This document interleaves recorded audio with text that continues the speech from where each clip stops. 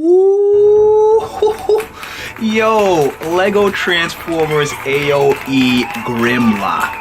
Wow. Yo, let's go. Okay, so Grimlock here is coming in at a whopping 13 inches tall.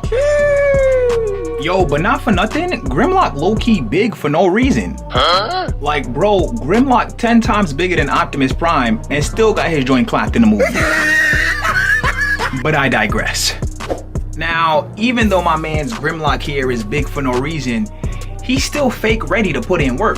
We got the Batlift blade. We got the tail whip. And you gotta remember, even if he get just his bare hands on you, it's over. Now, Grimlock here is coming in at a whopping 40-hour build time. And honestly, about 80% of that time went into just detailing this guy. The other 20% went into his transformation. This Grimlock's transformation is really not complex at all. Like, the two heads here simply rotate and then connect together at the neck right here. His legs then bend 90 degrees at the knee here so that he's hunched over, and the upper portion of his body here pretty much just tilts 90 degrees as well. Then the tail whip simply snaps into this port at the bottom right here to finish it off. As for the detailing that I mentioned before that took up most of the build time, that was a very meticulous process there. Because Grimlock is not really like a regular car or vehicle transformer that has a bunch of smooth areas. So quite literally every single area on this guy's robot mode and Dinobot mode is covered with some type of spikes, ridges, or grooves. And it quite literally felt like building Mechagodzilla version 4 all over again. And I'll also tell you this, managing the weight of this structure here was also pretty high up on the difficulty scale for me. Like the double T-Rex heads, man, these things just kept snapping off like toothpicks until I finally reinforced them several times. Not only that, just the sheer weight of them being on his shoulders would cause his waist to collapse in, so I had to reinforce that several times as well also. And then the tail here, bro, I finally just had to turn that into a weapon that snaps on and off of his arm. Because I could have made it just transform with Grimlock entirely, and then in his robot mode, the tail would kind of just be sticking out the back here of this port, and that would be pretty cool. But I really just didn't want to have to deal with the weight and the stress of another limb that constantly just snaps off of this guy while I'm transforming him. So I said, you know what, Grimlock? Bro, that tail that you got there? Yeah, that's finna be your weapon now, bro. Oh, D, bro, that's what you told him? Yeah, that's what I told him. And that's it. Now, the last thing that gave me a hell of a time was the design process. But I'm not talking about the details specifically. Like, the pieces that you see here on Grimlock may look as though they're randomly placed on him, but there is a science to the way in which I place the pieces on this guy's body. Because in order to correctly achieve that Cybertronian aesthetic that Grimlock's robot mode has, the pieces have to be placed in a very specific order. You can't just throw them on there. Otherwise, you end up with a Grimlock that looks kind of like this.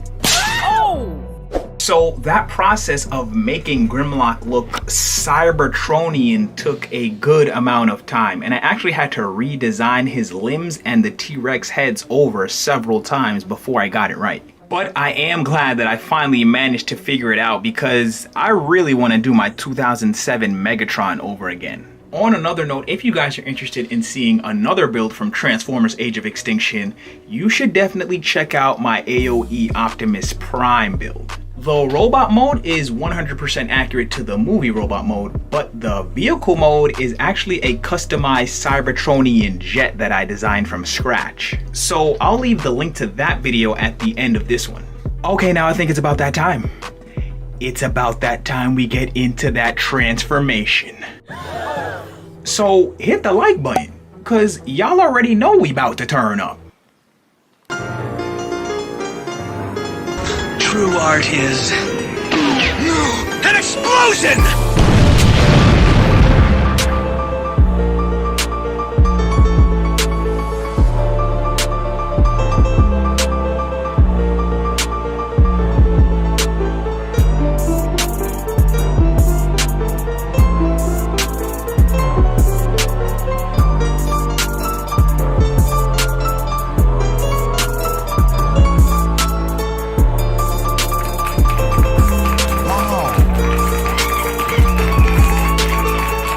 Okay, and here we have Grimlock in his Dinobot mode.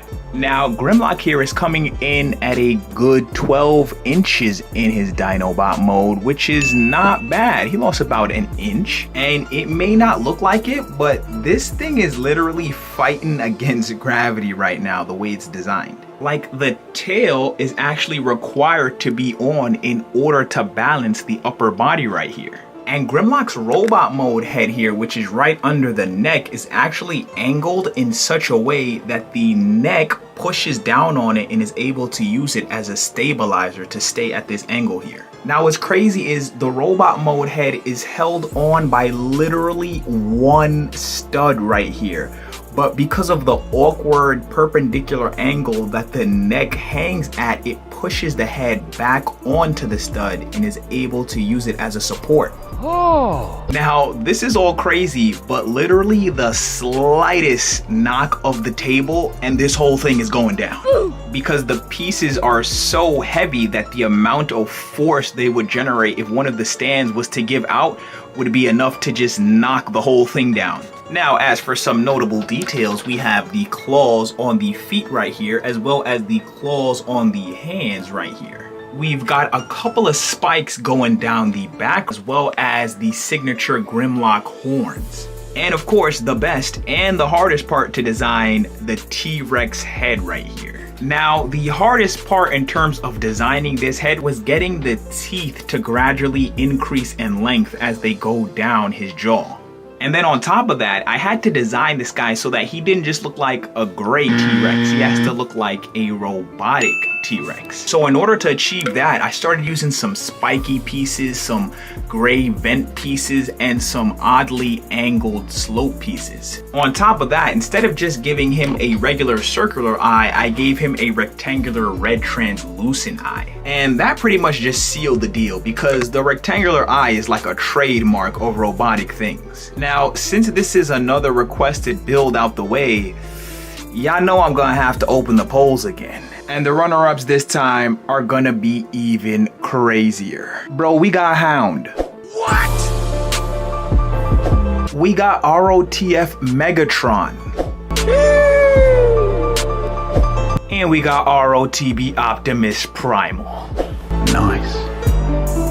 Yeah, I'm gonna leave the link to that poll as a pinned comment in the comment section, so y'all better head over there and vote. And if you guys are interested in sharing your Lego Mecha or Transformer builds, you could also hop into my Facebook group as well.